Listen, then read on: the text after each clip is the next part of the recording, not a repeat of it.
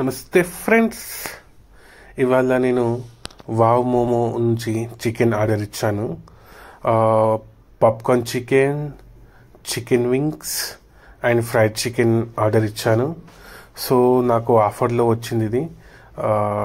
మనకు వచ్చేసి ఎంత పడిందంటే పాప్కార్న్ చికెన్ లార్జ్ 100 పడింది, చికెన్ వింగ్స్ వచ్చేసి 150 పడింది 8 పీసెస్కి, ఫ్రైడ్ చికెన్ వచ్చేసి 150 పడింది 4 పీసెస్కి.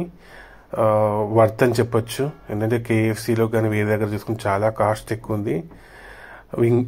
ఫ్రైడ్ చికెన్ కానీ చికెన్ వింగ్స్ కానీ టేస్ట్ అయితే చాలా బాగుంది.